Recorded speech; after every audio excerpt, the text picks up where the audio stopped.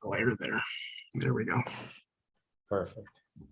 Hey, everybody, it's Paul, Dr. Nacho. Welcome to My First Job, a newish podcast with dentisting humans to talk about jobs in their life before they became a dentist, after they became dentists, what's awesome about their job, what's annoying about their job. And I have the amazing Dr. Talon Davis with me, who's got a fantastic story, a newest dentist on our dentisting planet. Talon, just orient our listeners, viewers to where you are now. What are you doing now as a dentisting human? Then we'll go back, but kind of today, yesterday, what are you doing right now? Sure. Yeah. So I've got a private practice here in Arlington, Texas. I've grown for the last few years, and we're actually just closed on a new space to increase the capacity of the office. And so we're just trying to keep growing and build what we've got. And I that's so key to me. I have two locations, and one's a small one. And, less ops, more problems, like Dennis P. Diddy would say. The more ops you have in modern day dentistry, there's so many. I always say dentistry is fantastic. The things that we can do are phenomenal. The life of dentists, we do want to dig into more, the awesome parts and annoying parts. But what I will say, as someone whose dad was a dentist, they only needed like 5 instruments back in the 70s and a little op. Now we have stuff on top of the stuff. So that's awesome. You're a practice owner. I always just like to dive right into fun stuff. What's an awesome part about owning your own dental practice? What's just something awesome? It could be about money, morale, fun. Tell us something awesome about it. I would say far and away the best part about being a practice owner is the flexibility you have in your personal and professional life. When you're the owner, you essentially don't have to do anything you don't want to. And as long as you're willing to accept the consequences of not doing that, you can live your life that way. So take as much time as you want, work as little or as much as you want to, as long as you're happy financially and personally, then it doesn't get much better than that. I think that's a great point. And when I was growing up in the 90s, I wanted to be a dentist, doctor, a lawyer, a doctor like George Clooney from ER, Tom Cruise from A Few Good Men, or my dad. And my dad was an amazing dad, never pushed my brother and I to be a dentist. He would just say, I really enjoy being my own boss. It comes with good parts and challenging parts.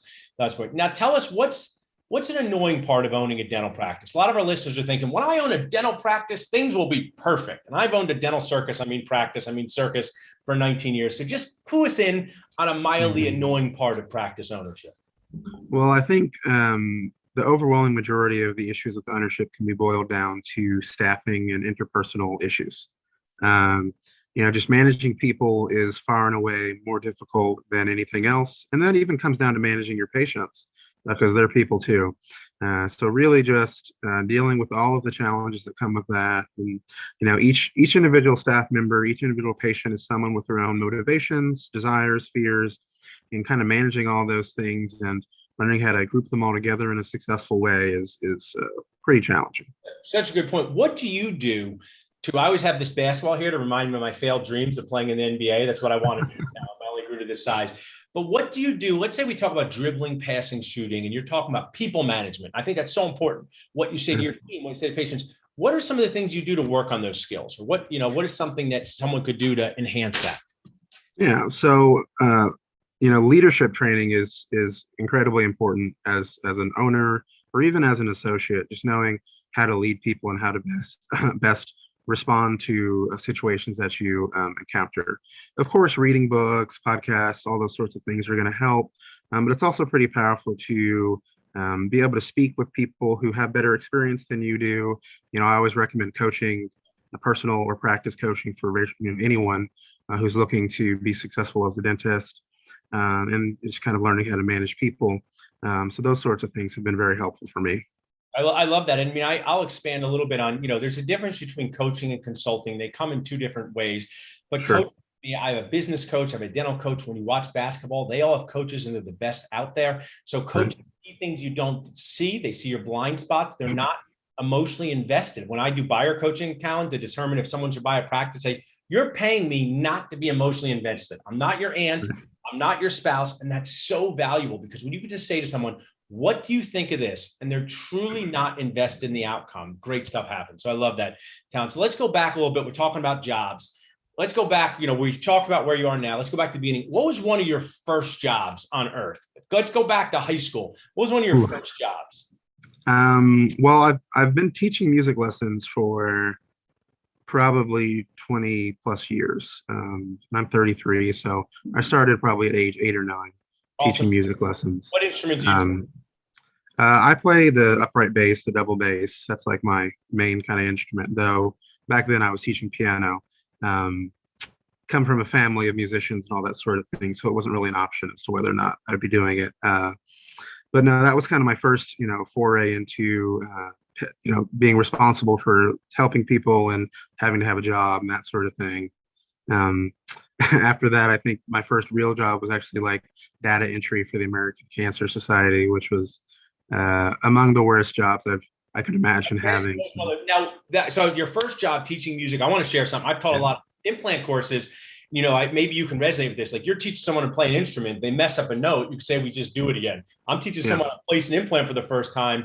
They make an error. Sometimes we can't just fix easy. So always have sure. true gratitude for your teachers. I do. I've gratitude for my mentors. And looking back when I said, you should let me just do this crown lengthening as a resident, I go, man, I really didn't know exactly what I was doing. I'm glad to have somebody. So now your worst job part, what made data entry a worst job for you? What was that challenge? Yeah, well, I think that most of us realize that, successful and fulfilling work involves having goals and having appreciation, human interaction, those sorts of things. And a data entry job really has nothing like that. If you're the best data entry person in the field or whatever, you're still making whatever $9 an hour or whatever minimum wage is, and you still go home at the same time as everybody else. And there's no real room for growth and all those sorts of things. And there's not really anyone telling you that they appreciate the work that you do. Yeah, And so, I always say this is fun. You can use this as a new owner. I like to joke around. I like to be humorous. I mean, my assistants say it's like when I talk to patients, I talk to a friend in good ways and challenging ways. So sometimes someone does like a class 1 on 18, they get up, they don't even thank you, right? They just run out of the room. And I go, right, look at all the stuff we put out for you just to do this one filling. yeah, I joke with them, but gratitude is, I mean, that resonates with me because when you're doing a job like that entry and no one really does appreciate that, that can be a challenge for your morale. So appreciate sharing that. Now I know a little bit about your story, but tell us, you went from what career to dentistry? What career to dentistry? yeah. I was a symphonic double bassist, so a classical musician. Went from there to dentistry. Pretty obvious natural progression, obviously. So. And like, I mean, so you were doing classical music, you trained for this your whole life. You must have liked it, but then at some point you say, this isn't what I want to do for the next decades.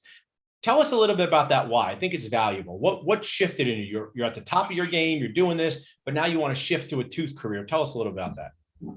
Yeah, so I just knew that, if you've ever been to a classical music concert, you know that they usually start at like 7 p.m. and they're over at like 10 p.m.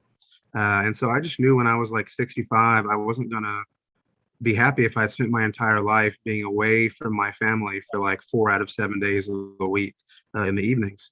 And so I knew I had to make a switch to a career, either change in music that would, do something in music that would allow me not to have to do that, or to find a career that was going to be able to facilitate, me being at home and me having a lot of free time. And so I decided to switch to something. I'd always been drawn to medicine, and dentistry was like, after doing some research, dentistry was far and away seemed like the best option in medicine for me. So I here I love am. that story, and I want to just dig into a few points. I mean, you might have seen this. My goal at Nachos is to make dentist humans cry less inside. Maybe that's one thing, right? Yeah. Insurance, team fighting, the rain thing flies off. But what I think, and I'm a lot like you, morale and money are things we balance. And I think a lot of times, maybe young dentists with debt, maybe high school students think, if I'm making a lot of money, I must be happy. But what you said, one of my favorite comedians, Sebastian Maniscalco, and he makes 9, 10 figures, but he has to be away from his family 40 weeks a year. Doesn't mean we should feel sorry for him, but I think it's really key that you shifted your course to make you at the basis of your own happiness. And I really compliment you for that. So now let's go to, you're a classical musician, you're in dental school. Break down for our audience the dental school experience for you. What were some things you thrived at? What were some things you had trouble surviving? Tell us a little about your dental school experience at Texas A&M. Yeah, I think I had a pretty good experience there, mostly because I knew that I wasn't there to be like top 10 in the class. So, I knew that I was, every course I needed to get the essentials and get the things that would be like clinically relevant to me. And then you could basically stop at that point and stop, you didn't have to study 12 hours a day, to get an A+ on a test if you're not really trying to get into a residency program or something like that. And so, having that perspective helped me a lot. I did pretty well with lab work and dentistry. I think I'm pretty good with my hands and stuff like that. And I've always had a pretty easy time with didactic stuff and just like rote memorization and things like that. That's come naturally to me. The harder things in dentistry is finding, in dental school rather, was finding motivation to, I would say, consistently attend class Yeah. and to actually meet kind of the minimum academic standards I needed to, because, if anyone who sat through a histology lecture knows that, at the end of the day, histology is not going to be the difference between Sure. you being a successful private practice owner and not. And so, I spent a lot of the time in those classes, even, on Dental Town back when that was still a big deal, and, on Facebook and reading books and things like that, because I just knew that that was a better use of my time. So, And I've really key point, and I want to bring this out because I talk about this a lot. As I've evolved past dental school, I've not only gone from thinking, oh, we spent a lot of time learning things we didn't need. I actually now think that it was toxic to do so. For example, sure. you see your favorite basketball player dunking in warmups, you go, stop, you're wasting your energy for the game. And I believe that we take the brightest, smartest dental students and we take their energy and we waste it. Memorizing how the kidney works when you can simply look it up, instead of learning how to communicate with patients, making a mediocre bite rim that you never have to make again. I mean, I've used this joke, top chefs are not made to dive into the river, chase down a salmon and bring it back. So I'm all for practical learning. And I have some real kind annoyance for dental schools because I've gone from being like, oh, well, you just don't need it, but you did it anyway, to there's so much better uses of your time. So I'm with you there. So you go through the 4 years. Now tell me this, and part of this show is us having a fun debate. We don't have to do everything different, but you know me about this. And I think we even connected. Tell me your first step after dental school. You went right into private practice or DSO to get a job. How come you said GPR AGD is not for me? Yeah. So I knew that, I knew that I would want to do some specialty procedures, like implants and things like that. And, GPRs are a great way to learn. I'll put a big asterisk. A good GPR is a great way to learn those skill sets. And I knew that there are also just there's not a ton of really good AGDs and GPRs, but also that I'm the kind of person that self-learns quite a bit, and I like taking CE courses, and I knew that I wanted to get into ownership as quickly as humanly possible. And so I was not really willing to commit to 1 to 3 more years of additional training for something that at the level that I do it, I felt I could get sufficient training outside of this sort of academic environment. So. I love that. And also, I mean, I'm saying this now, and we are seeing each other face to face first time.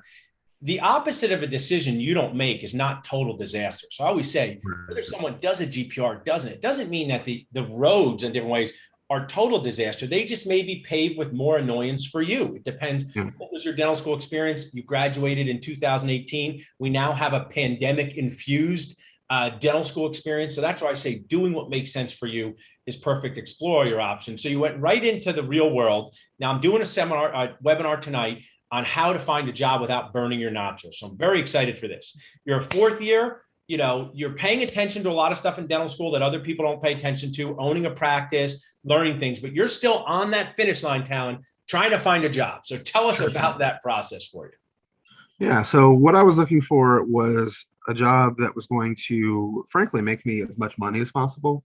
And by that, I mean, give me as much repetition for kind of the general dentistry procedures that I was used to doing.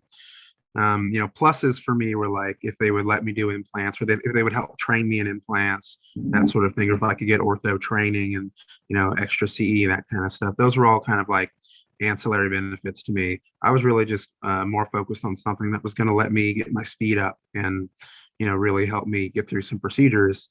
I applied to basically every job I could and took as many interviews as possible and kind of used that process to whittle down the options and things like that. And let me interject there. How many interviews did you go on roughly, would you say, for jobs, and how did you find them?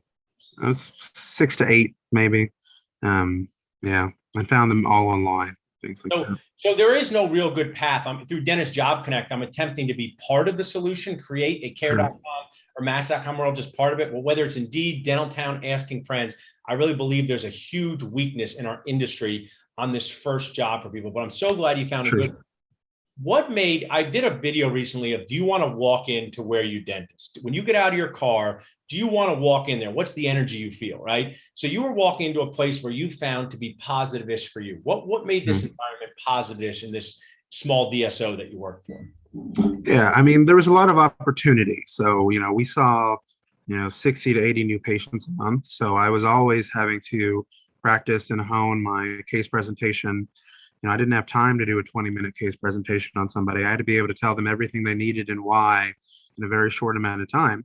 And so, there was great repetition every month, getting to hone my skills on how to do that. The materials weren't too bad, and so I was able to choose to some degree what materials I used. And then the owner of the DSO was actually kind of locally here. He's kind of a big name in more advanced kind of full arch implant surgery. And so he mentored me. He let me place my first implant on, I think, one of his staff members. And so forgot the cover screw on the first implant, but no big deal. He mentored me on that and let me grow in that respect. And I ended up placing, I think, probably 20 or 30 implants in the 8 months I was there. It's a great story and represents everything that's right. So I have multiple associates, just hired an awesome new one, but this is challenging for me, Talon, when I work with my own dad, right? So I'm in my operatory. You're alone in your operatory. It doesn't matter who's there, right? It doesn't matter if you have 10 dentists or one. It's just you, the assistant, and the patient. And something's going, let's call it, not so great, okay? Sure. The crown doesn't fit. The implant impression coping, you have no idea if it's on right. Give us, our listeners, how do you go and ask for help from that DSO guy? What do you say, and how do you make it comfortable for the patient? I'm interested. Yeah. So that's a quick phone call, right? So I just excuse myself, and I would just get on the phone. He didn't really practice clinically all that much, so he was generally pretty available. And I just say, Doc, this implant's in this spot, and I'm not really sure it's good. Send him a picture of the PA. Do you have any tips for me? How can I get out of this? Back it out? Do I need to close up? Do I need to stop the surgery? And sometimes that was the answer. It's like, yep, I don't think that's going to work. Let's just back it out and close up and try again in a few months, that kind of thing. So, being open and honest. I love that. I have a quick tip that's going to help you at one point. I'm like a fortune teller with implants. So I did a lot of implants in my GPR. Then I was doing them as a new dentist. You do enough implants, you take enough shots, something goes sideways. So one time I was placing an implant, about to finish it at the level of the bone. I was young, like 30 or something, and it sunk about 4 or 5 millimeters below the osteotomy. So I was like, oh, geez, this is not good, right? Yeah. So I took a pan, luckily weren't too close to the nerve. I was like, what do I do? So I took it out like a root tip, right? I actually drilled it around. I took the implant out. And I said to the patient, you know what? My goal is for this implant to last a long time. Today is not the best day for you to leave with this implant.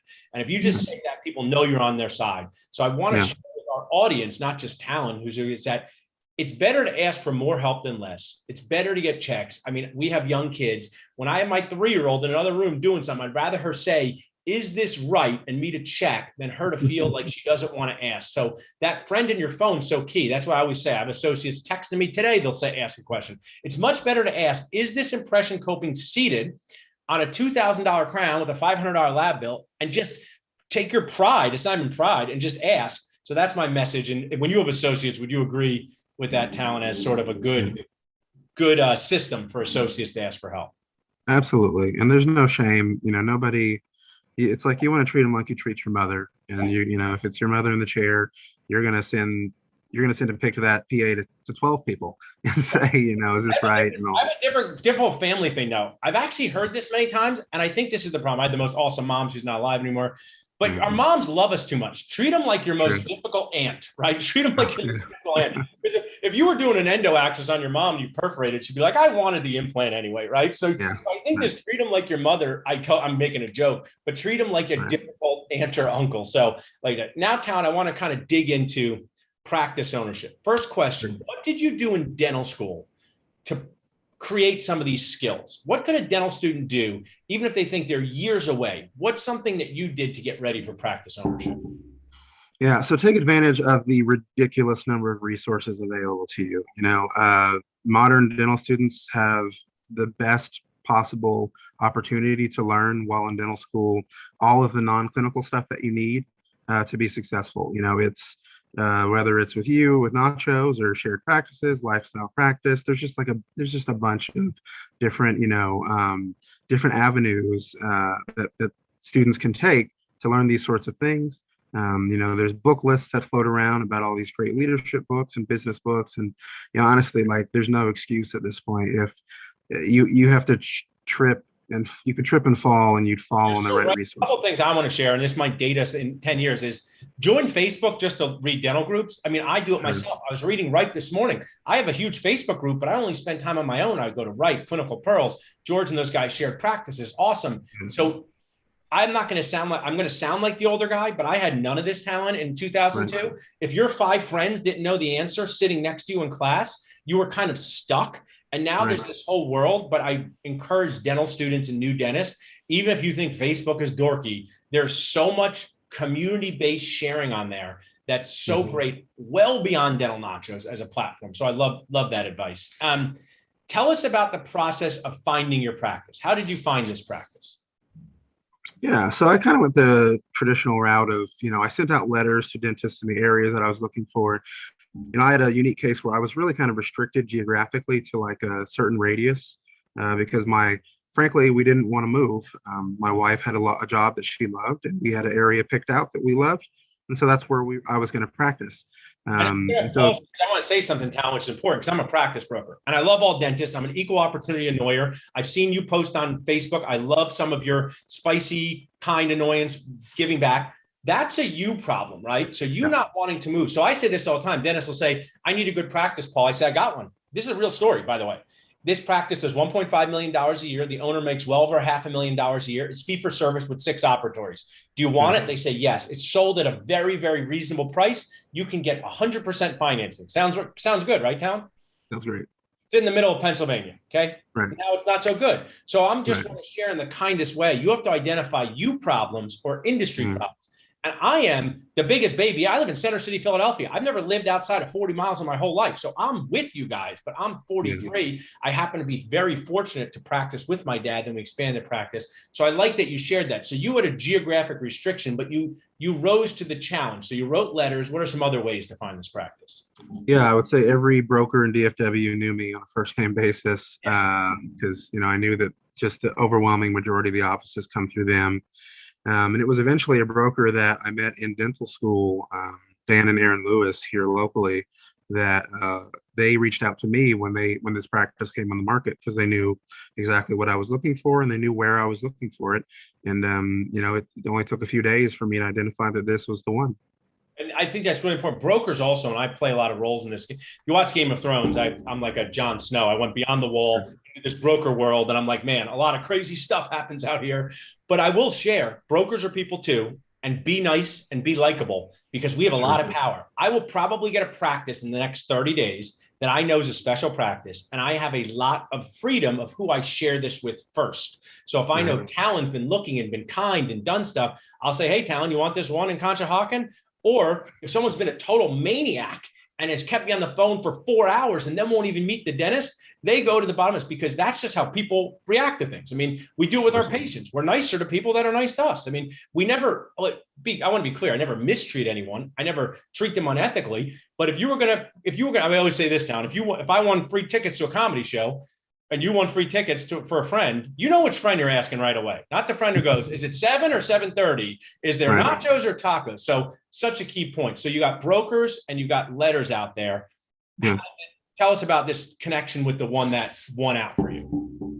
Yeah. So, we had been friendly and amicable, and, they knew I was motivated. They knew that I had already researched financing as a new grad and knew that I could get it. And so, they reached out to me, found out, the practice really checked every box I was looking for. It was underproducing, had good hygiene. The doctor wasn't doing any specialty procedures. The only drawback was that it was in a really small space. It was 3 ops in 1,200 square feet. And so I ended up actually getting rid of the doctor's office and putting a 4th op in there.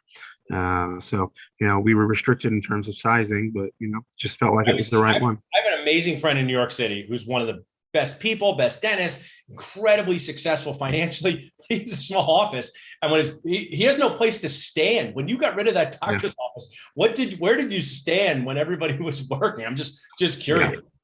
No, so I do almost all of my business work on my phone because I don't really have a home, like a base computer to work on. And so I just kind of walk circles around the office because I try to get my steps in, and it only takes, and I spend a lot of time. Like this.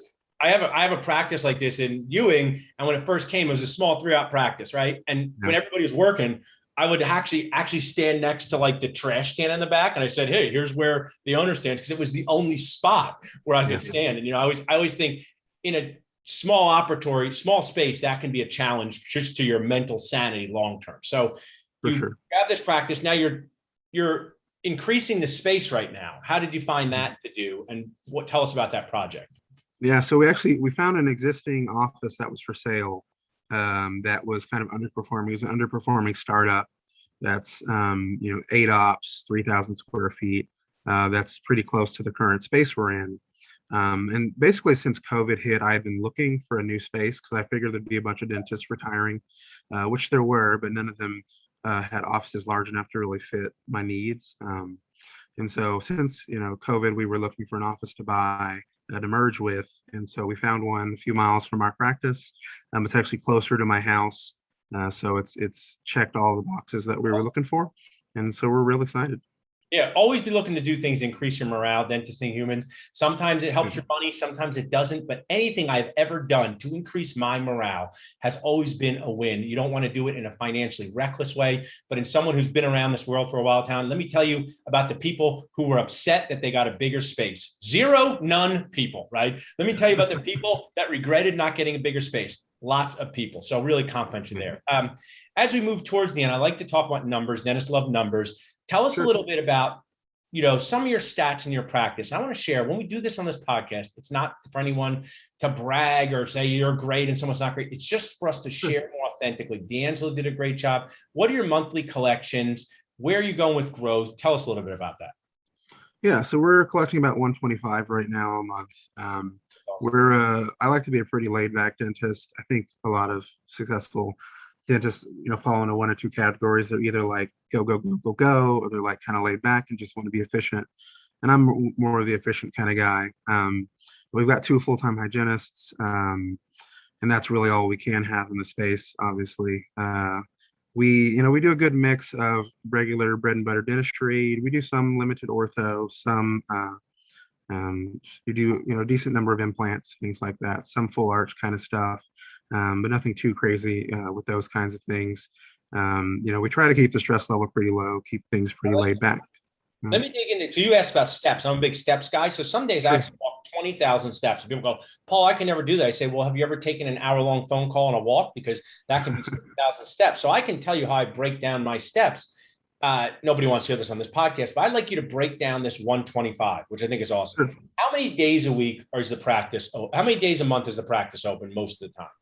I would say we average probably 15 days a month or so. So, which is cool. So you're at about $8,000 a day. What I like to do is show dentists through this story what's possible, even though it doesn't seem practical. It's super possible, right? I have jobs on Dentist Job Connect where associates earn $300,000 a year, and they say that can never happen. I say it can happen easily. 200 days at $5,000 a day, you're there. So now you're $8,000 a day. You have a hygienist there?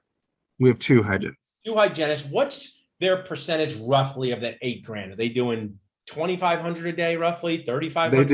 They do about 2,000 a day. 2,000. So now you are doing in about 2,000 each or 2,000 together? Total, 2,000 total. So now you're doing in the $5,000 to $6,000 range. Mm-hmm. So we do bread and butter, which I want to say, Talon, nobody eats bread and butter. That's a special treat at a wedding. It's Talon quinoa dentistry, right? Bread and butter. Right. Is it my cheat day? But what is tell us, let's go from the bottom to the top. Bread and butter, Talon quinoa. We talking class 2s, class 3s, single crowns.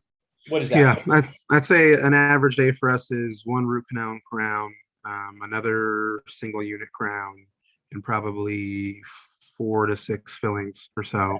And then sprinkle in the various specialty procedures we do every once in a while, and that kind of gets us. You're on, Talon, you're a very nice guy, but you're on dental nachos. We don't sprinkle. We top things like nachos. No, sorry. I like that. I'm just joking. You top things with especially procedures, which can have a huge impact. And I'm a huge implant fan. So placing implants and restoring implants, that can be incredibly powerful to your production in for sure. a fairly laid back way, correct? Yeah, absolutely. And what are you doing right now with implant placement? And what are you referring? Tell us where you're at with that, like case wise. Yeah. So I would say we do most of the implants that come in our office. Things I'm comfortable with are obviously your standard, healed sites. We do immediates on premolars and in very special cases, molars.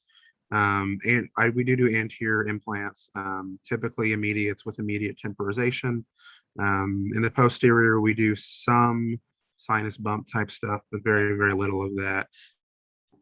So we get a good mix. There's not a ton of implants that I see that I can't take care of, and if there is, we just refer. It's not a big deal You to can us. collaborate till you learn to do it, or you may not want to do it, right? I did 150 implants in my residency. And early in my career, I was gung-ho on doing more implants. Now I have specialists. I have a different role. But even early in my career, when I had done immediate load implant cases myself, it still makes sense to refer stuff that is going to drive you crazy. You might not get the right result. It's going to blow up your workflow. I'm just telling dentists, if something blows up your workflow where you have to be in a room for 6 hours trying to do this procedure, it may not work. So I love that you share that you do some and refer some. So you shared so much awesome value with us, Talon. We're going to wrap up in a minute. First, tell us if anybody wants to learn more about your story or just say hi to you or connect with you, what's the best way for them to do that?